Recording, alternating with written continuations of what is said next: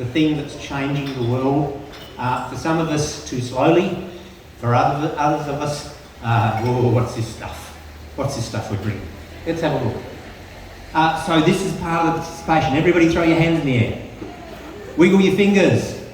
You're now part of the digital economy. See, that's how it works. The digital economy is a really interesting thing because it's changing the way we interact with stuff.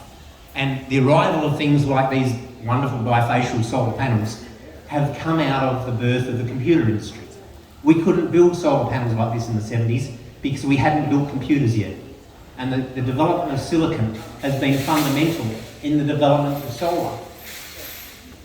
There's a few other fundamentals we'll get to, but what's happening with this digital economy is that this is how it works for the millennials. Those of us that have been using phones for quite some time since they invented landlines originally think that this sort of digital economy is a bit strange. But this is the way the millennials work. The boat on top is controlled by the digital economy, and the digital economy is all those millennials underneath it. Who knows where it will go? We've got to try and work it out because that's what's going to change the way the world works. And a key part of that is going to be clean technology, renewable technology. And so it's going to be rapid change. The question for us is, what does it do for us? What will it mean for us? How do we get ready for this mind-bogglingly quick change that we're seeing? Now, as a futurist, it's a strange title, it's a strange job, but what it means is you've got to try and be the least wrong. Nobody can tell what the future's going to do. It's really hard to predict, but we can actually start to inform ourselves, and so hopefully with some good data, we do. Now, here's the boring bit. This is a slide that I love. This is called Rogers S-curve, and the blue line shows you the adoption of technology. And the first, who bought their first iPhone in 2007? Show me some hands. 2008? 2009? Don't you have iPhones out there? Who bought their first Samsung last year? There we go, okay, we're away. So, as you adopt new technology, they go through a growth curve. There's the initial phase, which is quite slow, and then everybody sees this is a good idea, and that drives that blue line up. And then you get into the middle, and most of us have it, and then down the other end is the whole pile of people that think that coal's still going to be burning in 40 years. That's how these sorts of things work. And the yellow line shows the accumulation of that. You start at the bottom, you get to the top when everybody's got the thing you're going to sell. Now, that yellow line doesn't mean everybody buys what you sell. What it means is that those that are going to buy it have bought it. Now, in this audience, we've got not many seats, so in this audience we've got 100% take-up of seats. What a great marketplace. There's actually one table spare, so it's only a 98% penetration of tables so far. So this is the way to think about these things. And when you bring new technology in, it always, or more often than not, actually replaces old technology. So when the new technology comes in, the old technology exits.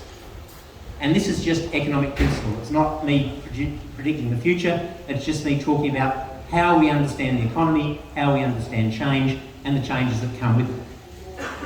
If we have a look at the uptake of wind in the blue line and yellow for the solar over the last 30 years or so, then we discover that wind started before solar. We started building a lot of wind to begin with, and solar started a bit later, but actually now solar's more popular than wind in terms of installation rate. It's growing quickly. It's following this Rogers S-curve thing, where it's actually growing exponentially as we keep adopting technology. And if we look just a short way into the future, and that's always the easiest way to think about the future, is what's going to happen in the next 1, 2, 5 years. Thinking about what might happen in 10 years is very hard. Thinking about what will happen in 20 years is even harder. But what we know as a fact is that we can say that solar and wind will continue to grow even faster than they have to date. So that's an extraordinary thing to do. The red line in there is the adoption rate of batteries that I think will happen. And you can see that I'm expecting batteries to come in really fast. And they are. All of this works because we get two things, scale and volume. Scale and volume is anybody that runs a business needs to know about scale and volume because it determines how quickly you can make your product, deliver your product, deliver your service, and how the cost bearings change there. So the red line is the descent of the price of solar panels, and the yellow line is the growth of the uptake of solar panels. And you can see they're related. Whenever you build a new widget, the more of it you make, the cheaper it gets. The cheaper it gets, the more of it you can sell. So that's just the basic principle. Applies to solar or TV sets or motor cars. And one of the new things that's coming along is this new fangled battery stuff. And actually we've been using batteries for a long time, but they've actually got really fancy in the last few years or so. You can see the bottom colours on this graph are actually all the old stuff that we used to use and still will use. Things like power tools on batteries and gaming devices on batteries. Did you know that gaming devices use more battery power than all the power tools in the world? It's extraordinary. We spend a lot more on batteries for gaming than we do for building stuff. Isn't that fascinating? I think it's fascinating. The green stuff on top is the arrival of battery storage and of electric cars, particularly electric cars. And this pot is up to 2020, it's up to last year.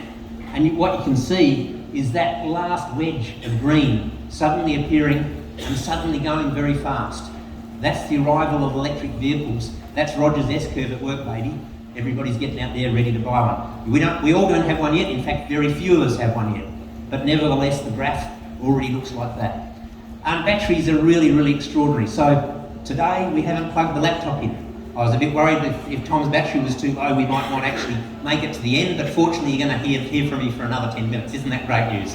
Okay, so let's keep running through. As we build more stuff, as we build more of some stuff, it gets cheaper. And as it gets cheaper, we can build more of it. What this graph shows is two things. The columns are all about money.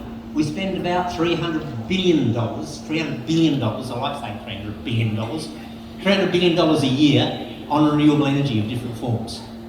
But actually, we're not increasing the amount we're spending on renewable energy, we're actually decreasing it. What we've found since the peak in about 2018 is that we're building more and more wind and more solar for lower prices.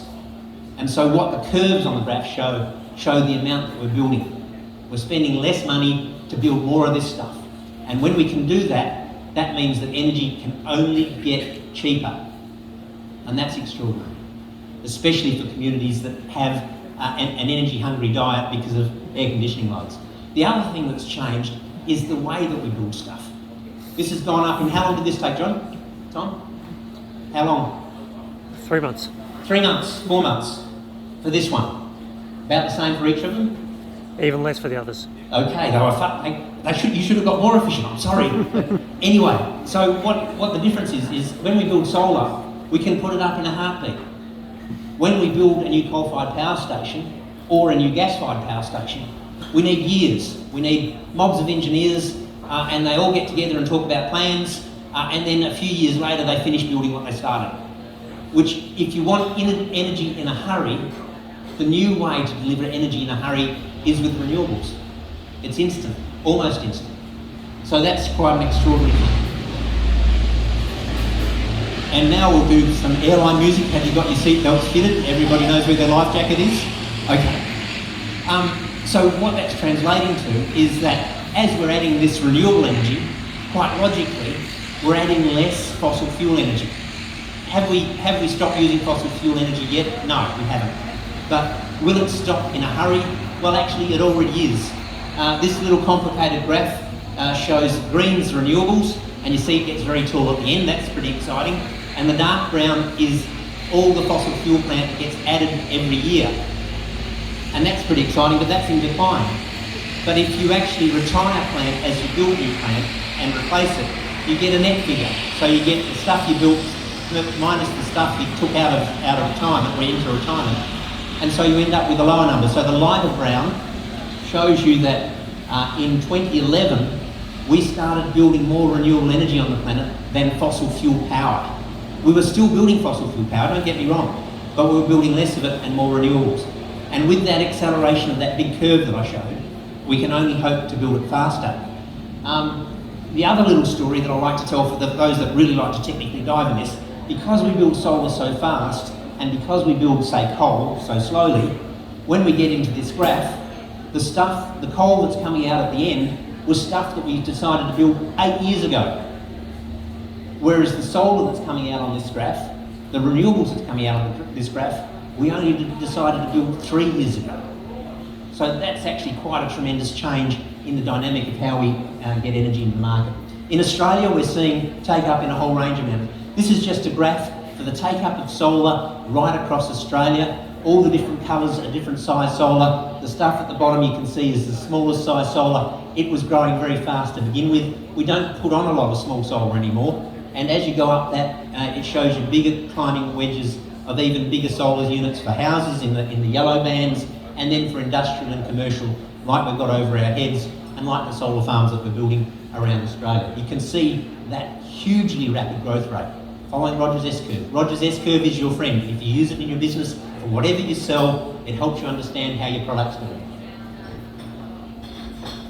Renewable energy is so popular now, solar panels are so popular now, that we now sell more of these things than we sell TV sets.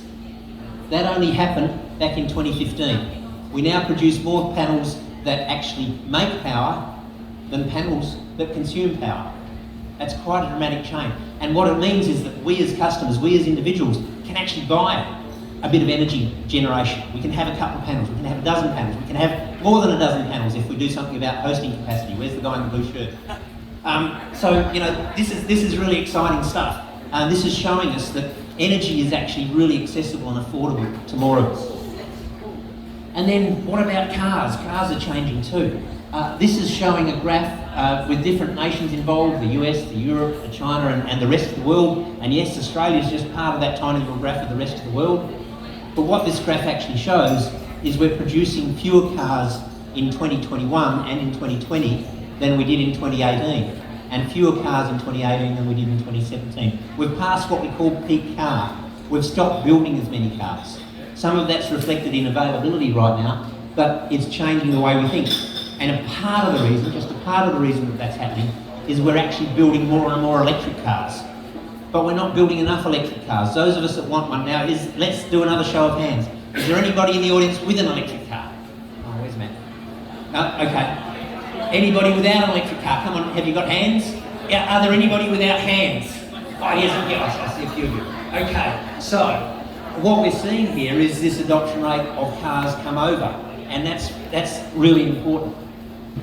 And when we ask people what are they going to do in the next couple of years, there's a swag that say, actually, you know, in the green, I'm going to buy an electric car within 12 months of this sample that I do.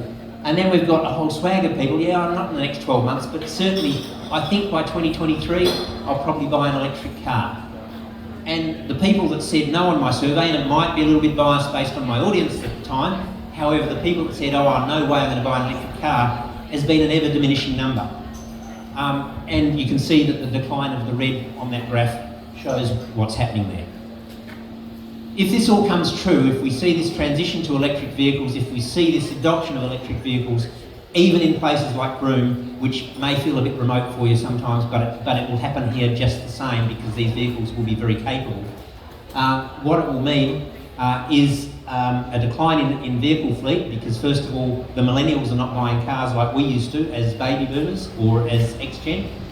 And that also means a decline in oil consumption as a consequence, which is the red line declines on the graph as well. And this ad is brought to you by Ansett.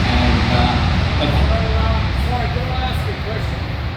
Yeah, absolutely. On the back of the jet landing, Yep. do you really think that the electric cars within Broome, with the diesel prices and everything else, do you really think you can provide enough electric charging points within Broome to make this graph go to where you think it's going to go? So this is a global graph of global fleet. Yeah, Does it apply? I'm just asking. Yeah. No, I'm going to answer your question. Yep. So the question was, do I really think that this will happen in Broome? And the answer is actually quite easy. Electric cars will be more capable than the cars you currently own. They will be better. They will have the same range or a better range. They will actually have greater performance. They'll actually have greater functionality. Now, not today, I'm not saying it's going to happen in 2021, but in 2023, 2025, I fully expect that there'll be a whole swag of folk in Broome gladly buying an electric car because it's better than the one they've got. So, but one of the art form of the futurist is to be the least wrong. On the matter of electric cars, so far, since 2015 I have been. But I still could be wrong because it's about the future and who knows what will happen. So let me move on. So in WA we're seeing this wave of change, and I'm nearly at the end. This wave of change, we're seeing the adoption of wind, we're seeing the adoption of solar. Even Rottnest Island now is 70% solar powered. So that, you know, we're seeing a lot of change happening there. The question, and that's reflected in the way that Western Australia as a whole now consumes energy. This is a graph for the southwest region, and what you can see on the bottom is the ascent of wind power and the ascent of solar power, blue and yellow. You can also see the purple bar. The purple is in fact being shrunk quite a bit. That's actually gas consumption on the southwest grid in WA. We're using less coal and less gas at the same time as we're using more solar and more wind. It's logical because we only use so much power. If you replace one power set with another power set, one has to go up and one has to go down. And so WA also looks a bit like that in terms of growth rates. And so the only point of this slide is to show, if you measure it globally, if you measure it across Australia, if you measure it across Western Australia, we're seeing the same growth trend. But it's not consistent across Western Australia. So this graph is rather complicated, but mostly on the left 2/3 you can see big yellow solar bars. That's solar take-up in southwest WA. And on the right you can see some little solar bars and some big solar bars, but mostly little solar bars, and that's take-up in regional WA. It's much more restricted. And it's a very complicated graph, but that's the primary point of it. This is what's been happening in Broome. This is data up until July of this year, and you can see there was a big surge of the uptake of solar in about 2011, and then it's been pretty much flat since then, and there's been another little step change in the last 12 months. And this particular unit is not on that graph yet because it's not yet powered up, so soon it'll be added. One of the challenges for adoption of new technology is an ability to carry that new technology. Why have I got a chart of building starts in Broome up on the board? And the answer is because when you've actually got a reduction in your uptake of new fleet, in this case new housing fleet, you've got a reduction in your ability to adopt the new technology. You're not getting renewal, you're not getting change, you're not getting adoption. So that's another critical part of what we need to think of in relation to energy. Nearly there, and in particular in this shopping centre and the boulevard is a great example of it. What we're seeing with corporates globally and across Australia is that they're now announcing that their future energy supply will be 100% renewable. Who's on the list? We've got Woolies, we've got Coles, we've got Aldi, we've got Bunnings, we've got Officeworks, and we've got the Boulevard. This is what's actually changing, is that we're seeing demand from corporations and demand from businesses to say, actually, we want a piece of the action, we want a piece of this green energy stuff. How do we get it? And it's a big challenge in places where there's a restriction of supply. I'm up here helping the Energy Transformation Association of the Kimberley think about what can happen right across the Kimberley. It's all inclusive. We've been focused a little bit on this trip in terms of Broome, but the opportunity here is for the whole of the Kimberley. And the opportunity is a question for all of you. Can I see a show of hands? Who thinks that we might need more renewable energy? Show of hands. That's about 60%. That's not bad. Who thinks that this, if you're prepared to, I won't call names out, who thinks that this is probably a bit premature and we're still years away? Is there anybody that thinks that that's the case? Yeah, fair enough. So we'll see how this plays out. The next 2 to 3 years, that's all we need to do. The next 2 to 3 years will tell us whether it's true or not. And so the role here tonight is in part to help promote ETAK. If you want to know more about it, do ask Tom. Tom's the unpaid, I'll add, the unpaid CEO of ETAK, because these roles are voluntary. But have a chat with Tom about that, or have a chat with me later on and see what we do. But what we're trying to do is understand interest from everybody and to see if there's a willingness to help with the transformation to move forward, because the one thing we don't want to be is left behind. Thanks for listening, folks. That's me done.